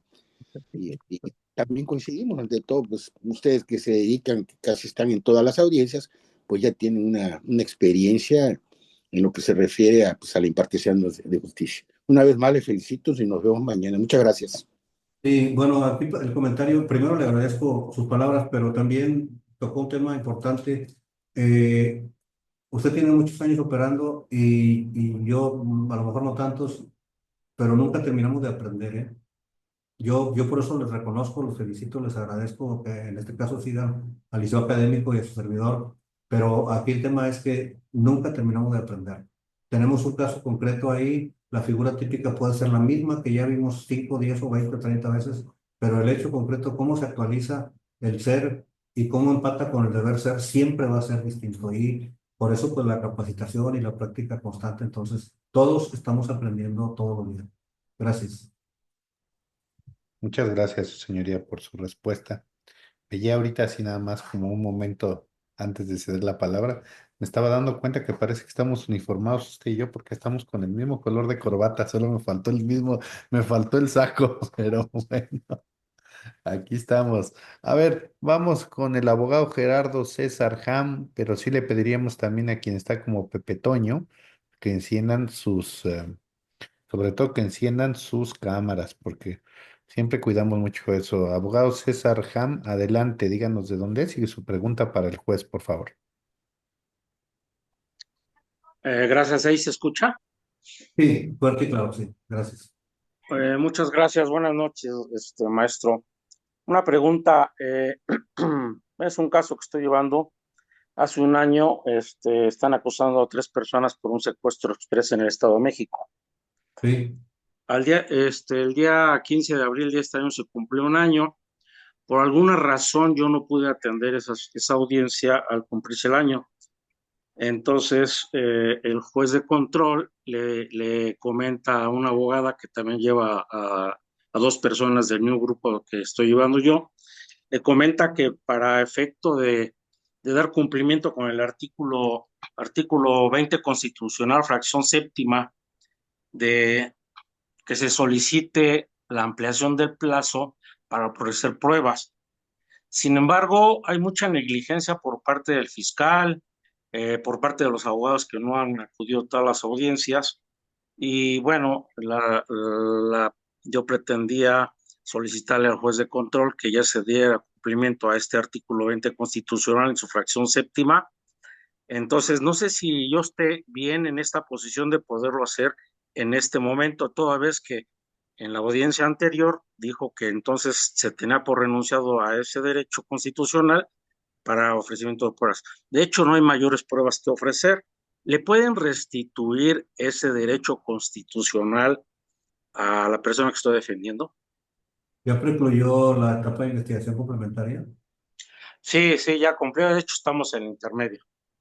y lo que quiere es la reapertura de la investigación. No, lo que quiero es hacer valer el artículo 20 constitucional en su fracción séptima, que se le juzgue ya durante el año. Ah, ok. ¿Y, están en etapa intermedia? ¿Ya se desarrolló la audiencia intermedia? No, de hecho, se tiene la audiencia intermedia el día de mañana, pero Ah, pretendo exponerle esta exposición al juez de control para que le restituya el derecho y entonces obligarlo a decirle que lo juzgue, va a decir que no, o no sé qué me vaya a contestar, esa es la duda. ¿lo juzgue se refiere al procedimiento abreviado? No, ahí vamos en lo ordinario. ¿Se refiere al juicio ordinario? Lo único que Sí, tiene que hacer es desarrollar la intermedia, porque la conclusión de la audiencia intermedia es el auto de apertura a juicio, lo remiten al tribunal de enjuiciamiento y ya lo van a juzgar. Y ya, pero ya. Aquí el problema sería que se dieran diferimientos de esta audiencia intermedia, que se dilatara el desarrollo de la misma, porque incluso si usted mañana lleva a cabo la audiencia intermedia, si no hay un diferimiento de la audiencia, mañana mismo se concluye la audiencia, o tal vez si es muy copioso los datos de prueba y el juez lo hace en dos partes, bueno, mañana se inicia, se lleva a la siguiente, se concluye con la autoapertura a juicio, remiten la competencia del tribunal de enjuiciamiento y ya va a ser juzgado. No hay otra manera sí. de que sea juzgado más que eso, salvo el procedimiento abreviado. Ok, vamos, por favor, para dar un poquito de celeridad con la persona que está aquí como Pepe Toño, por favor, adelante.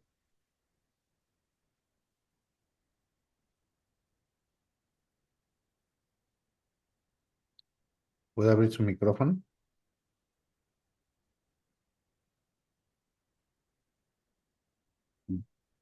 No sé qué está pasando. Bueno, paso con el abogado Moisés Lima Carrasco. Adelante, abogado Moisés, por favor.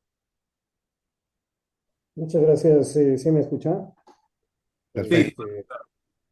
Qué amable, muchas gracias. Pues de antemano, felicitarlo por esta noble labor de enseñanza y de compartir sus conocimientos. Los saludo desde Tlaxcala. Le mando mis más sinceras felicitaciones y reconocimientos a usted. Comentarle, si me lo permitiera, tengo próximamente una audiencia en relación al planteamiento de la suspensión condicional del proceso.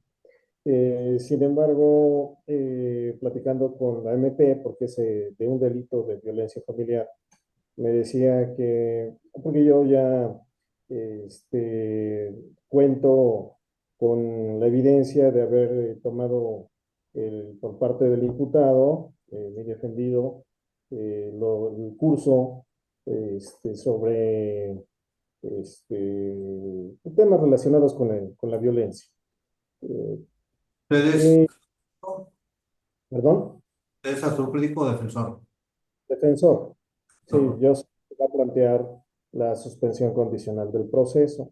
Entonces, de acuerdo con lo que señala el 155, fracción séptima, pues voy a plantear que el curso ya lo tomó el imputado, ¿De qué? el de la fracción séptima del 195, Sí. que es el que se debe de someter a tratamiento psicológico, a curso psicológico. Sí. Entonces, ya lo tomó, ya lo tiene, se cuenta con la constancia donde hace referencia a un número determinado de horas. Y me decía la MP que se iba a oponer porque pues el curso se debe tomar una vez que se autoriza, ¿no? Por parte del juez, una vez que se aprueba la suspensión condicional del proceso. Entonces, mi duda es, ¿cuál sería su criterio al respecto de este curso que ya se tomó por parte del imputado respecto de pues, violencia de género y temas relativos? Ah, está un poquito su sonido distorsionado. ¿Está usted planteando que que en ese suspensión se someta a su representado a tratamiento psicológico? Es correcto, pero el curso ya lo tomó. Ah, ok. Ah, y apenas se va a plantear la suspensión condicional. Exactamente. Así Ah, es. bueno, tendría que no ofrecer eso porque las condiciones que se establecen ahí se van a cumplir durante la suspensión condicional.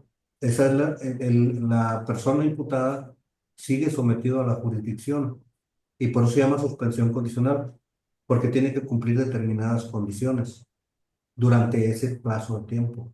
Entonces, que usted tendría que plantear, si quiere que fuera resuelto favorable a su representado, tendría que plantear otras condiciones diversas, un par de condiciones diversas. Hay condiciones que son de no hacer, que no imponen una carga en particular al imputado, pero como se lo dije en la clase, tienen que ser pertinentes, tener una relación con el hecho en particular que se le atribuye.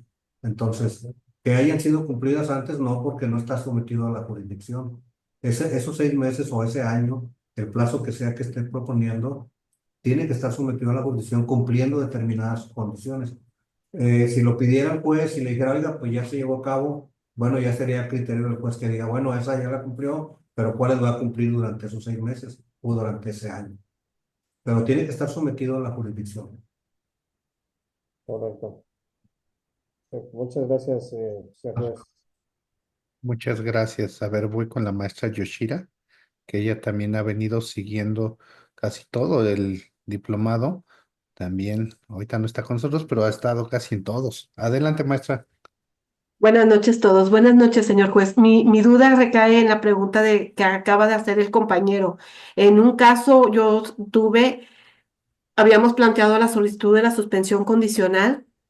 Por alguna razón no se verificó la audiencia donde se iba a generar el planteamiento, pero ya habíamos realizado la solicitud a la institución correspondiente para que el imputado compareciera y le diera la terapia y participara en esas cuestiones de actividad de violencia. Cuando llegamos a audiencia, sí hicimos, le hicimos saber al juez de control que esa condición la poníamos, sin embargo, él ya estaba y le faltaba a escaso una o dos comparecencias a esa actividad y por terminar la misma. Y si no las tuvieron por aceptada como condición y se generó el compromiso ante el juez de exhibir la constancia que le expidieran a la persona de haber cumplido de manera debida y cabal con ese tratamiento en pláticas de evitar violencia. Hubo Sí, oposición del Ministerio Público, sin embargo, el criterio del juez dijo que era una condición que, si bien es cierto, ya se había iniciado antes, se había generado y era una condición que él podía tener como concedida, aprobada para los efectos de cumplir con esa fracción que establece el 192, creo que del Código Nacional, sobre las condiciones. sí, de hecho yo he autorizado unas en condiciones similares porque lo tienen ya el plan y luego no es imputable o no es atribuible al imputado que no pudieron llevarse a cabo, que le dijeron que ya no más, que no ocupaba más. Bueno, perfecto, y se consideran cumplidas. ¿Por qué? Porque la actuación del imputado fue la adecuada. Acudió y ya no se puede atribuirle a él que no se concretaran por X o Y, por cuestiones de la institución en particular. Pero sí, sí, pero hablamos de un tiempo determinado, pero inició con el proceso, con la suspensión. Pero decirle pues, oiga, antes ya se llevó a cabo y apenas vamos a iniciar la suspensión, yo considero que No. no, porque no se somete a la jurisdicción, a menos que sean otras condiciones y que no se plantee esa, ¿no? Muchas gracias, señor juez. Contrario. Muchas gracias. Pues vamos, si me permiten, ya más con la última pregunta con Mercedes Razo, Sí, porque tenemos ahorita con clase también con el magistrado Seferín. Adelante, Mercedes Razo. Buenas noches, muchas gracias. Tengo una duda. En atención al 258 del Código Nacional, cuando el Ministerio Público determina, perdón, un no ejercicio y vamos en la audiencia para impugnarlos, en la misma audiencia el juez le pregunta al Ministerio Público qué calidad tiene el denunciante o creyente y él señala que no tiene calidad de víctima. Y entonces, evidentemente, me he topado con algunos jueces que ya no nos dan intervención porque dicen que ellos no pueden darnos la calidad de víctima, pero ya no me dejan demostrar o hacer algún alegato en cuanto a que no se llevaron a cabo todas las líneas de investigaciones que se propusieron y por ende el Ministerio Público cree que se actualiza alguna de las fracciones del 327 y determina el no ejercicio de la acción penal. ¿Cuál es su opinión en este sentido? El núcleo duro del debido proceso establece el derecho a la garantía de audiencia. Entonces, y lo iba a plantear hace un momento, qué bueno que haces la pregunta. Este planteamiento, como yo lo expuse ahorita para la estructura que se debe plantear, eh, tiene como sustento los principios rectores de la inmediación y de la contradicción. Ese núcleo duro del debido proceso que establece esa garantía de audiencia implica que si usted, abogada, pidió esta audiencia, y en ese planteamiento el Ministerio Público dice no tiene la calidad. Por supuesto que debe ser escuchada en esa audiencia. Se debe agotar el control horizontal, que son las 4 intervenciones, el planteamiento, la réplica, la dúplica y la contrarréplica para poder resolver. Entonces, yo ahí considero que es un error por parte de los jueces. En lo personal, yo siempre les doy el uso de la voz, agoto el control horizontal y resuelvo con toda la información que es vertida. ¿Por qué? Porque usted tiene derecho a refutar eso que está diciendo la gente del Ministerio Público y de eso estamos hablando, de hecho, en esta clase. Que usted va a hacer un planteamiento adecuado, va a poner datos de prueba, va a plantear su pretensión de manera adecuada. Por supuesto que tengo que escucharla. En lo personal, yo no dejaría de escucharla y de ejercer totalmente la contradicción. El ejercicio del control horizontal es obligatorio, de hecho, les digo, es parte del núcleo duro del debido proceso porque es el derecho a la garantía de audiencia. Ahí hay un error, si le dijeron, no, no, no, por supuesto que tienen que escucharla. Si bien es cierto, el juez de control no puede dirigir la investigación, también es cierto que usted probablemente tenga información y yo no puedo adivinar que no la tiene. Yo debo pensar que esa información va a ser útil para tener yo más información adecuada para resolver si es procedente o no. Entonces, de que tienen que escucharlo, la tienen que escuchar. Y en el caso de que no me escuche porque te dicen no eres víctima y por ende se declara infundada la solicitud de audiencia, ¿la vía sería el amparo? Sí, ahí hay agravios, el simple hecho de que no están respetando el núcleo duro del debido proceso del mismo órgano jurisdiccional. Ahí hay materia para agravios, claro que sí. Ok, muchas gracias. A sus órdenes. Gracias a todos, maestro. Muchas gracias. Y ya veo que son las 10:04, aquí tengo yo. No, al contrario, gracias a usted, señoría, gracias a todos los que nos acompañan, gracias por compartir su conocimiento con nosotros, como lo decía hace rato el abogado Jesús, pues ya llevamos más de medio año, ya vamos noviembre, diciembre, enero, febrero, marzo, abril, llevamos 6 meses de preparación con el juez Gerardo, estamos en etapa intermedia y la idea es terminar hasta juicio y pues al contrario, muy agradecidos, señor juez. ¿Cuáles son sus redes sociales, señor juez? Gerardo Rodríguez Vega, así. Para que sigan también a nuestro querido ponente y a quien le tengo mucha estima. La verdad es que yo le mando un fuerte abrazo hasta allá a la frontera, a toda la gente de la frontera que se une con nosotros. Y pues mañana estaremos en clase, la clase número 3 de etapa intermedia, ¿no? Vamos a ver justamente la fase oral con el juez. Pues los invito que a quien guste, ahorita vamos a tener un ratito clase con el juez Iván Arón Seferín, delincuencia organizada. Y muchísimas gracias, en verdad, señor juez, como siempre es un deleite escucharle y el que ponga su conocimiento siempre al servicio de los demás, eso siempre habla muy bien de usted. Sabe que le admiro, le respeto y que yo creo todos los que estamos en esta sala le admiramos, le respetamos y le aprendemos. Gracias, maestro. Gracias. Bueno, no, sí, adelante. Vamos. Bueno, pues esta conferencia estará disponible en el canal de YouTube. Pronto vendrán nuevas formas de poder comunicarnos Liceo Académico con ustedes, cada vez más seguras para que evitemos clonaciones de teléfonos, estén más seguros ustedes.